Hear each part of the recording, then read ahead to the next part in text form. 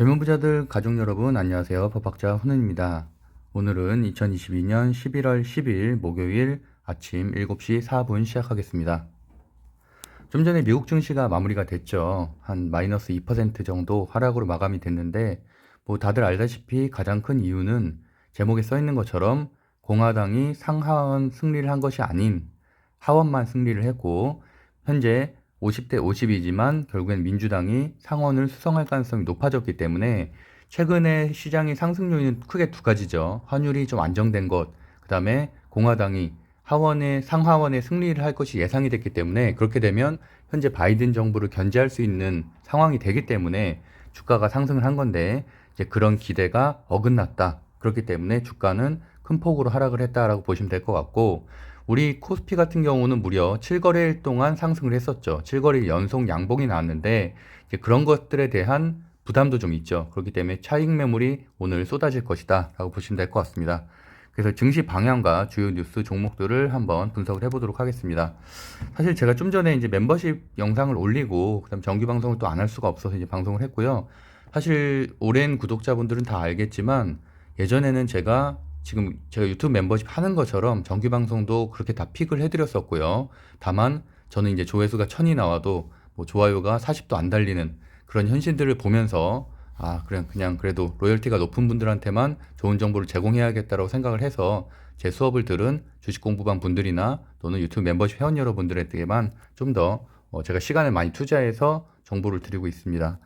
그리고 일단 어쨌든 그럼에도 불구하고 2023년 1월부터는 어느 정도 그래도 내년을 대비해서 내년에는 어느 정도 장세가 3분기 이후엔 좋아질 것으로 예상을 하고 있거든요. 그러다 보니까 이제 정기 방송 숫자는 좀 늘리려는데 다만 예전처럼 정규 방송에서 픽을 하진 않을 겁니다. 왜냐면 그렇게 되면 제가 하나하나 다 차트도 봐야 되고 시간이 너무 많이 들기 때문에 그래서 그거는 일주일에 한 번 하는 유튜브 방송 5종목으로 압축해드리는 유튜브 방송으로 한정을 하고 이제 정규 방송에서는 재료만 정리해드리는 그래서 재료가 보통 하루에 뭐 한 10개 이상 나오죠. 그 중에서 한 7, 8개 정도 총 종목으로 따지면 3, 40조 종목 그 정도 리스트 정도만 열거해드리는 예전처럼 이렇게 동그라미 쳐서 픽 종목을 하지는 않을 생각입니다. 어쨌든 그런 식으로 방송은 조금 더 다각화를 하겠다라고 말씀드리겠고요. 주식 스터디 이제 문의하시는 분들이 있어서 좀 말씀을 드리면 일단 이번 달에는 온라인만 진행하기 때문에 따로 모집은 하지 않고 유튜브 멤버십의 이제 마지막 등급이죠. 젊은 부자들 이상 등급 분들은 매달 지금 주식 강의를 들으실 수 있잖아요. 그래서 그분들은 제가 11월 말에 올리면 그때 보시면 되고요. 12월 반은 이제 내일부터 모집할 예정입니다. 그래서 이제 오프라인으로 들으실 분들은 이제 신청해서 오시면 되고 또는 지방에 사시는 분들 온라인에서 들으시는 분들도 신청하시면 될 것 같고요.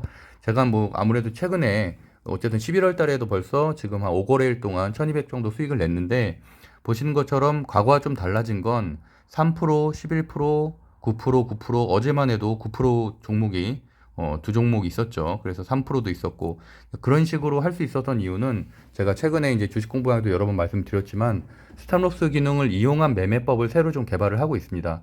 사실 저는 어느 주식 방송이든 주식 책이든 그런 내용을 단 한 번도 본 적은 없어요. 저만의 방법이라고 생각을 하고 있고 최근에 제가 물론 이렇게 한 지는 벌써 3개월이 됐는데 3개월 동안 사실 그 승률이 상당히 많이 높아졌어요. 초반에는 저도 좀 긴가민가한 부분이 있었는데 아무래도 분봉의 가장 큰 단점은 심리적인 저항을 이길 수가 없다는 얘기죠. 그래서 저 같은 경우도 사실 목표가를 설정을 했지만 그 전에 분봉을 보게 돼서 팔게 되는 경우가 상당히 많았거든요. 그렇기 때문에 그런 것들을 사전에 차단할 수 있는 목표가를 미리 설정하고 미리 매매를 하는 기능을 매도를 미리 걸기 때문에 이제 어떻게 보면은 내가 이제 근무를 하고 있건 뭐 수업을 듣고 있건 간에 상관없이 자동으로 체결된다. 그럴 가능성이 현재 80% 이상이 됐기 때문에 제가 강의를 준비하고 있고 그 내용은 이번 달 11월 주식 강의서부터 조금씩 정리를 해 나가도록 하겠습니다. 픽 종목 결과 빠르게 살펴보면은 뭐 유튜브 멤버십 픽 종목들이야 당연히 뭐 계속 90% 이상 상승을 하고 있고요. 그래서 그런 종목들은 벌써 20번째 방송이 오늘 나갔죠. 그래서 그런 종목들은 당연히 뭐 한 80%에서 90%는 계속 전 종목 상승을 하고 있고 정규 방송에서도 지난주에 지금 이건 정규 방송 캡처한 거거든요. 제가 하나 에어로스페이스를 굉장히 강조를 했었죠. 그래서 뭐 분할 매수를 이때쯤에부터 시작하면 되기 때문에 상당히 괜찮은 가격대다라고 말씀드렸는데 그러고 나서 16%가 상승을 했고요. 그날도 이제 탑머트리얼스와 이수화학을 좀 강조해서 말씀드렸었죠. 제가 이 그 부분입니다. 리튬이나 이렇게 2차 전지 관련된 재료가 발생하면 좀 급등이 좀 나오죠. 그래서 저 같은 경우는 그래서 제가 분명히 리튬이나 2차 전지 관련된 신재료들이 나오면 반드시 그 종목을 봐야 된다고 말씀드렸고, 그렇기 때문에 오늘 같은 경우도 영풍이 무려 22%까지 상승을 했었죠. 지난주에 탑머티리얼 뭐 매수를 했었고, 그다음에 이틀 전에 이제 이수화학 매수해서 어저께 한 5% 수익 내고 나왔고요. 그래서 이수화학 같은 경우에 탑머티리얼들도 한번 눌러주면은 다시 한번 매수할 만하고, 그래서 제가 분명히 이수화학과 탑머티리얼즈가 눌러주면 매수할 만하다라고 말씀드렸었죠. 그래서 탑머티리얼즈는 그날 눌러줬죠. 그리고 그 다음날 바로 21% 급등을 했고요. 이수화학도 그날 바로 21% 급등하는 흐름이었습니다. 그 이후에도 계속 좋은 모습을 보이고 있죠. 그래서 정기방송에서 분명히 말씀드렸던 종목들도 모두 다 괜찮았다라고 말씀드리겠고요. 픽 종목은 제가 이렇게 매번 결과를 다 이제 방송에서도 공개를 하고 있고, 이 종목 이외에는 전혀 말씀드린 적이 없습니다. 그래서 최대 많이 말씀드리면은 뭐 실적주까지 포함해서 한 7, 8종목 정도 말씀드리고, 근데 그것도 좀 많은 것 같아서 이제는 지난주부터는 5종목으로 줄여서 5종목만 좀 말씀드리고 있고요. 이건 이제 13일 날 종목들이었는데 13일에 시초가 대비해서 일주일 동안 상승한 게 이 정도 됐었고요. 그다음에 이거는 20일 날 시초가 대비해서 상승한 게 한 이 정도 됐었고, 지난주 같은 경우도 지금 27%, 10%, 19%, 5%, 3% 이런 식으로 계속 또 승률이 괜찮은 승률을 좀 유지를 하고 있습니다. 그리고 빠르게 지표 좀 살펴보면은 보시는 것처럼 이제 다우존스는 1.5% 하락 마감, 나스닥은 마이너스 2.1%.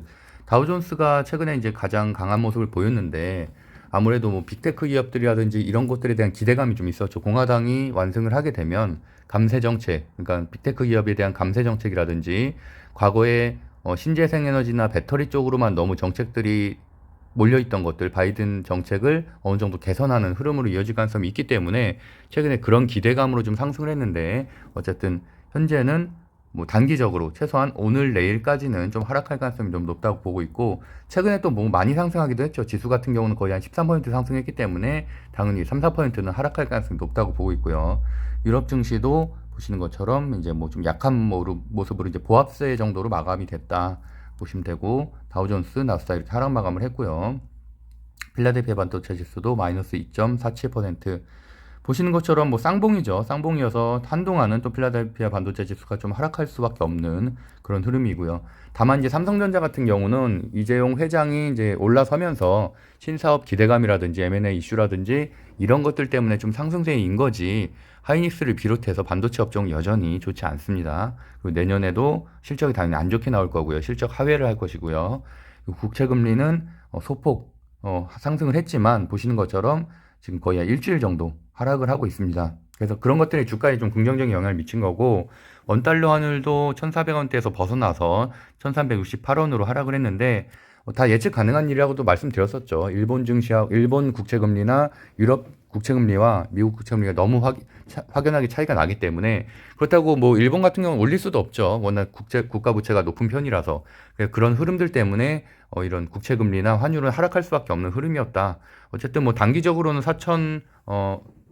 1,450원까지 찍었었는데, 이제 그 이상으로는 당분간은 가기 어렵다고 보고 있고, 다만 내년에 이제 경기 침체라든지 실물 경제 위기가 온다면 그때는 다시 한번 재차 반등할 수 있는 가능성은 있다고 보지만, 올해 말까지는 좀 반등 뭐 1,450원까지 돌파하기는 좀 힘들 것이다. 전고점 돌파하기는 상당히 어려울 것이다라고 보고 있습니다. 공포지수도 소폭 상승을 해서 26포인트고요. 제가 30포인트 근처에 오면은 좀 유심히 봐야 된다고 말씀드렸었죠. 비트코인이 이거래일 동안 약 한 17% 정도 하락을 했는데, 일반적으로는 비트코인도 당연히 위험 자산이기 때문에 주식시장에 악영향을 미칠 수 있다고 생각을 하겠지만, 반면에 주식시장은 이거래일 동안 상승을 했죠. 그 이유는 비트코인만의 문제이기 때문입니다. 그래서 비트코인 2위 업체인 FTX가 유동성 위기로 인해서 지금 바이낸스가 인수를 하는 거기 때문에, 우리나라로 따지면은 빗썸이죠. 빗썸을 업비트에서 인수하는 꼴이죠. 근데 그 이유가 빗썸이 장사가 안 돼서, 그래서 인수하는, 재정 위기를 겪고 있기 때문에 인수하는 거기 때문에 어쨌든 가상화폐는 하락을 하고 있다 현재. 근데 어제 같은 경우는 8% 하락을 했고요. 물론 아래 꼬리를 달긴 했지만, 반면에 어떻게 보면은 나머지 가상화폐 뭐 이런 도지코인이라든지 이런 것들은 급락을 했는데 20% 가까이 급락을 했는데, 사실 주식시장 자체는 긍정적입니다. 왜냐하면 오히려 이제 가상화폐의 신뢰성을 점점 잃게 된다는 얘기는 그 돈이 다시 주식시장으로 올 수밖에 없죠. 뭐 그 돈이 부동산으로 가지는 않죠. 결국엔 주식시장으로 그 정도 위험 수준을 가진 시장으로 다시 갈 가능성이 높기 때문에 그 돈은 다시 이제 주식시장으로 흘러 들어오게 되면 장기적으로 보면 주식시장에는 유리하다라고 저는 해석을 하고 있습니다. 발틱 건화물지수 1.42% 상승을 했지만 큰 힘이 없고요. 그다음에 원유, 천연가스, 그다음에 TTF 가스 모두 하락세, 이런 것들은 상당히 긍정적이라고 말씀드렸었고 85달러인데 괜찮죠. 85달러. 그러니까 결국엔 뭐 이런 원유나 에너지 가격이 안정돼야지만 당연히 뭐 경기나 이런 것들도 좋아진다고 볼 수 있기 때문에 뭐 긍정적이라고 보고 있습니다. 주요 뉴스가 굉장히 많은데 좀 빠르게 살펴볼게요. 그래서 종목, 오늘까지는 관심 종목에 제가 동그라미 쳐드릴 거지만 뭐 어쨌든 1월부터는 이제 그런 거 없이 그냥 관심 종목 리스트 정도만 공유를 하도록 하겠습니다. 보시는 것처럼 이제 공화당이 하원을 재탈환을 했고 입법 주도권을 가졌지만 민주당이 여전히 상원 다수당의 수성 가능성이 높다. 아직 확정은 아니죠. 하지만 이제 며칠이죠? 잠시만요. 12월 6일에 조지아주 결선 투표에서 이제 결과가 확정은 되는데 50대 50으로 될 가능성이 높다. 지난번과 같은 상황이죠. 그러다 보니까 50대 50이면은 캐스팅 보트 역할을 할 수 있기 때문에 민주당에서 결국에는 상원을 차지하는, 그렇게 과반 의석을 차지하게 된다는 거죠. 실질적으로 여기도 써 있는 것처럼 실질적으로 상원을 장악하게 된다. 이렇게 보시면 될 것 같습니다. 물론 뭐 반대로 조지아에서 공화당이 승리하게 된다면 다시 뭐 주가에는 또 추가적인 상승 요소는 있을 수 있겠지만 아직 꽤 많이 남았죠. 12월 6일이면 벌써 거의 한 3주 이상 남았기 때문에 그때까지는 그 기대감을 유지하기는 어렵다. 그때는 그때 가서 또 보시면 되고, 일단 또 이번 달에 소비자 물가 지수가 이제 곧 발표가 되기 때문에 사실은 그게 가장 큰 악재라고 할 수 있겠죠. 거기가 만약에 시장 예상치보다 또 높게 나오게 된다면 다시 주가는 또 급락을 할 것이기 때문에 사실 그 부분에 저도 가장 큰 신경을 좀 쓰고 있습니다. 그래서 이거는 제가 이틀 전에 만들었던 장표인데 그때 원래 방송을 하려다가 제가 좀 피곤해서 못했는데, 공화당이 승리하게 된다면은 가치주인 정유, 철강, 방산, 화학, 최근에 그래서 뭐 포스코 홀딩스라든지 이런 화학주들도 좀 많이 올라갔죠. LG 화학도 마찬가지고요. 그런 것들도 대부분 다 가치주 성격이 강하기 때문에 올라간 것들이고, 물론 거기 플러스에서 이제 배터리 소재라는 성장성도 가지고 있지만 어쨌든 기초적인 가치주들이 최근에 많이 올라갔습니다. 건설 자재, 철강, 그다음에 뭐 미국 증시도 그런 종목들이 많이 올라갔는데 이제 그거는 공화당이 승리했을 때 얘기고, 빅테크 기업도 마찬가지죠. 바이든 대통령이 당선이 되면서 빅테크 기업에 대한 이런 과세 정책을 좀 강화를 했죠. 그러다 보니까 그 당시에 뭐 빅테크 기업 팡주라든지 뭐 테슬라라든지 이런 것들이 좀 하락을 한 측면이 있는데 이제 그런 것들에서 벗어난다는 얘기죠. 그래서 결국에는 최근에 그래서 이제 빅테크 기업들도 뭐 네이버나 카카오나 이런 것들도 이런 기대감들 때문에 좀 상승을 했는데 그런 것들도 다시 조금 소폭 하락을 하면서 횡보할 가능성이 높아졌다. 그것만 아니었으면은 다시 뭐 팡주들과 함께 이런 빅테크 기업들이 상승할 가능성이 있었는데 우리나라 종목도 다 마찬가지로 될 가능성이 높고, 이건 제가 한 30분 전에 캡처한 건데요. 보시는 것처럼 아마존 3%, 애플 3%, 넷플릭스 2% 이렇게 성장주들이 급락을 좀 했고요. 코인베이스는 무려 7%, 로블록스, 메타버스죠. 메타버스인 로블록스와 유니티는 무려 로블록스가 20%나 폭락을 했습니다. 그 이유는 아까 말씀드린 이유입니다. 공화당에서 상하원을 차지하지 못했기 때문에, 그래서 그 기대감, 빅테크 기업들이나 이런 성장주에 대한 기대감이 꺾였기 때문에 그렇게 하락을 했다라고 해석을 하시면 되고요. 엔비디아 5%, 인텔 3% 이렇게 반도체도 모두 급락을 했다. 테슬라도 트위터 인수한 이후로는 계속 하락을 하고 있죠. 그래서 오늘도 5% 하락을 했습니다. 거기에 비해서 바이든 대통령 수혜주인 이제 에너지 중에서도 이제 솔라, 태양광 관련된 주들은 소폭 반등을 하는 모습이었는데 이거마저도 윗꼬리를 크게 달았죠. 결국에는 최근에 많이 상승한 뭐 지수가 거의 10% 이상 상승을 했으니까 거기에 대해서 한 2%, 3% 정도는 차익 매물이 나올 가능성이 높다. 그래서 남은 목요일, 금요일은 좀 약세로 갈 가능성이 높고 방향성을 정하는 그런 변동성이 나올 가능성이 높기 때문에 좀 시장을 관망을 하면서 뭐 저가 매수로 아무래도 최근에 재료가 살아있으면서도 좀 눌려주는 종목들은 분할 매수하는 전략으로 좀 대응하면 괜찮을 것 같습니다. 그렇기 때문에 사실 오늘 증시에서도 미국의 장중에 그런 결과가 중간 선거 결과가 조금씩 나왔기 때문에 사실은 마찬가지로 최근에 좀 하락을 했었던 하나솔루션이나 현대에너지솔루션 같은 태양광도 움직였고 풍력도 움직였고 오늘 수소까지도 움직였죠. 그러니까 공통점 당연히 신재생에너지죠. 바이든 대통령의 정책이었고 아무래도 민주당이 수성을 할 가능성이 상원을 수성할 가능성이 높기 때문에 그런 신재생 에너지들이 여전히 다시 한번 반등을 좀 보여줬다, 반등의 힘을 보여줬다라고 해석을 하시면 될 것 같습니다. 반면에 최근에 강했었던 중대형주들은 오늘은 좀 하락하는 모습이었죠. 또 이런 뉴스가 또 나왔어요. 정부가 재생에너지 정책을 개편하는 뉴스가 어제자로 나와서 태양광을 줄이고 풍력을 늘리겠다. 그래서 풍력의 비중을 3배 가까이 13%에서 40%로 올렸다. 그렇기 때문에 오늘 풍력 관련된 주들이 좀 급등이 좀 나왔죠. 그래서 대명에너지, CS베어링, 동국SNC, LS, CS윈드, 유니슨 이런 종목들인데 예전에 많이 설명드렸었죠. 제가 5월, 6월, 7월 이때 정말 많이 설명드렸던 종목들이고 그 당시에 뭐 거의 2배 가까이 상승한 종목들도 있었죠. CS베어링도 무상증자 나오면서 거의 한 80% 이상 상승했었던 종목인데 많이 하락했습니다. 지금 많은 기간 동안 조정을 받았고 가격 조정은 또 충분히 이루어졌고요. 그래서 오랜만에 20선 돌파하면서 CS베어링과 그 모회사인 CS윈드가 급등을 했고요. LS 같은 경우는 저점을 계속 높여가고 있는 모습이에요. 그래서 정고점을 향해서 가고 있다. 7만 한 4천 원 정도가 정고점인 것 같은데 그쪽을 향해서 점차 왜냐면 LS 같은 경우는 실적주기 때문에 실적주이면서 대형주죠. 그래서 그쪽으로 좀 가고 있다라고 보시면 될 것 같고요. 그다음에 사우디 왕세자가 17일 방한이 유력하다는 기사가 단독 기사가 나왔어요. 그러다 보니까 네옴시티 관련된 주들은 당연히 건설주들이 많긴 한데 건설주 이외의 종목인 수소에 관련된 내용들도 오늘 발생을 하면서 수소가 시간 외로 좀 급등하는 흐름이죠. 그래서 써 있는 것처럼 토목, 신재생에너지, 해수담수화, 정보통신기술, 뭐 인공지능 모두 모든 분야에 대해서 좀 호재다라고 해석을 하고 있습니다. 그래서 여기 참여하는 기업들만 지금 좀 살아남고 있죠. 그래서 보시면은 뭐 유신이라든지 이런 종목들은 이제는 조금 벗어났고 왜냐면 이제 거기가 참여하지 못하죠. 그래서 보시는 거면 GS건설, 현대건설, 삼성물산 비롯해서 코오롱건설도 그렇고요.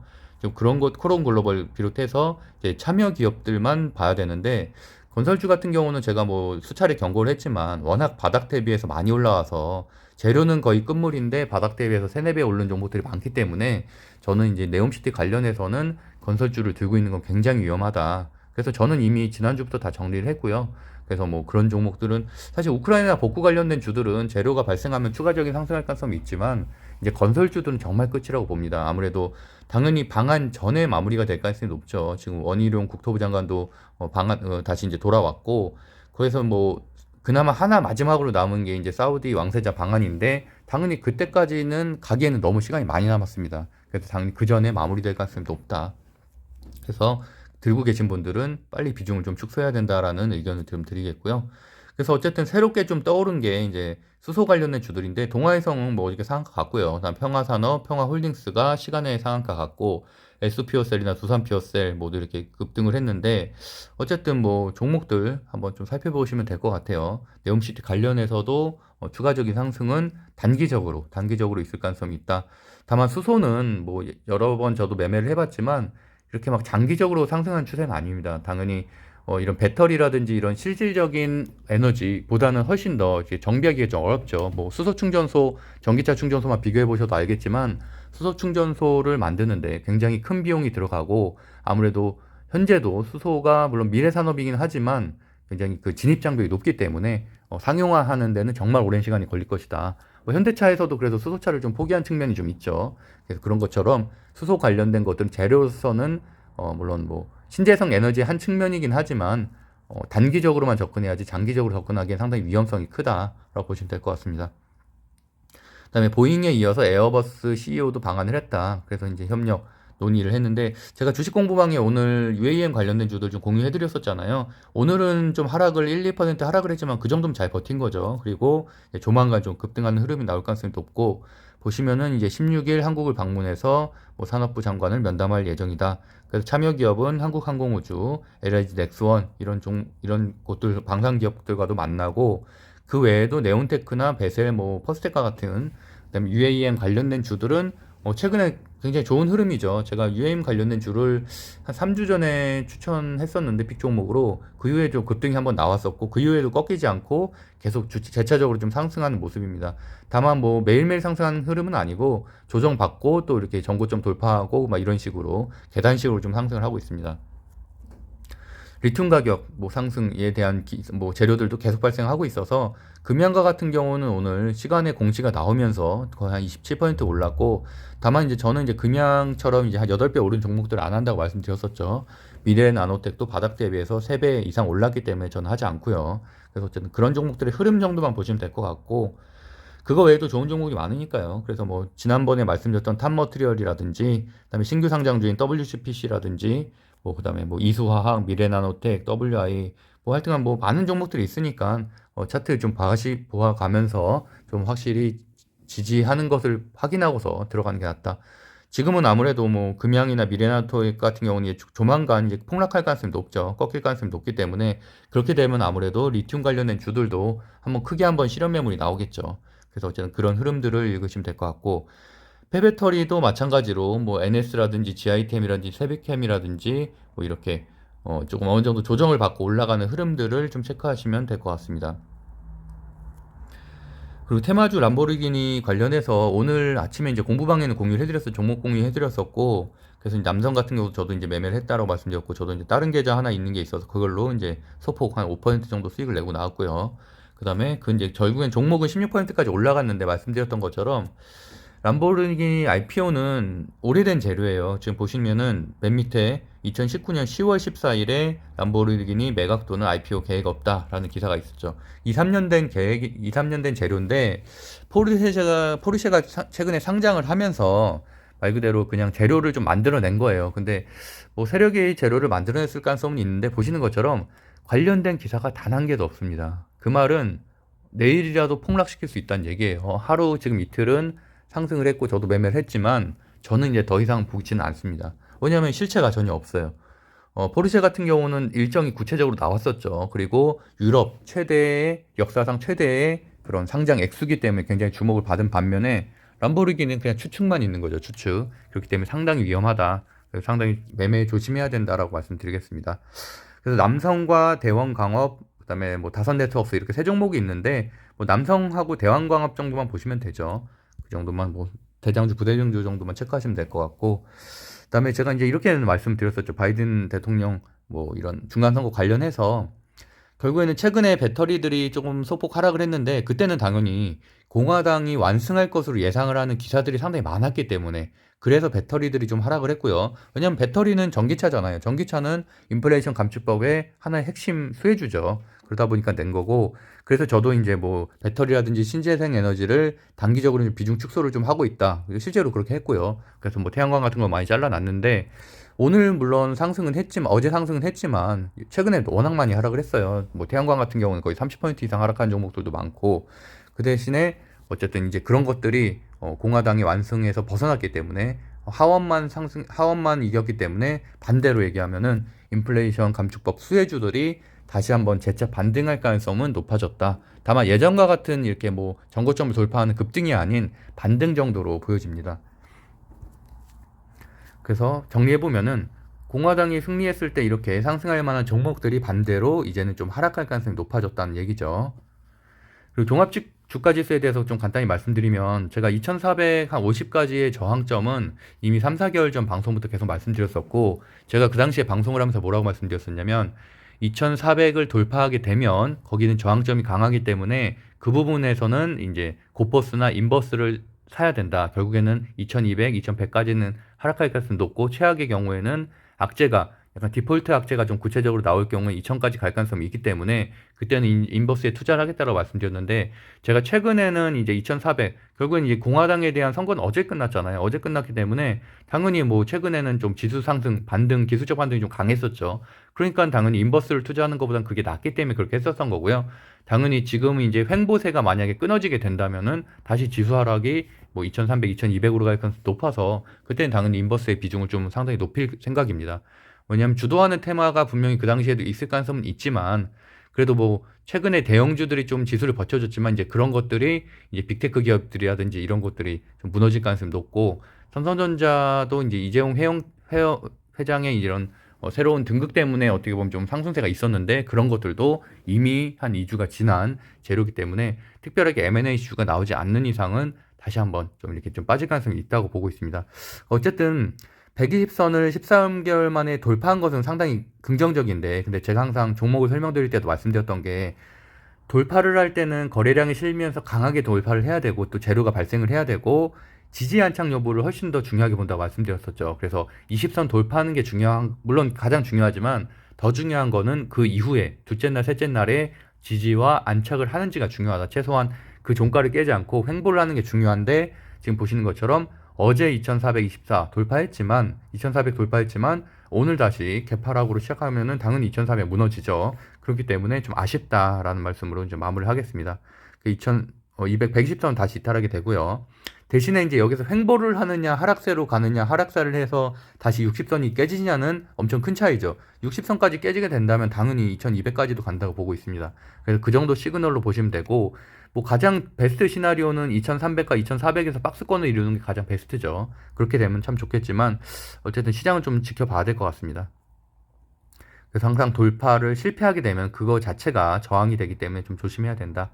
이건 제가 원래 이틀 전에 방송을 하려고 그때 2399대 이제 방송을 좀 준비했던 건데, 그때도 제가 뭐라고 썼었냐면, 120선을 돌파하지 못하게 된다면 그러면은 강한 저항점으로 남게 된다. 근데 어쨌든 돌파는 했었죠, 종가 기준으로. 그런데 어쨌든 좀 아쉽게 됐습니다.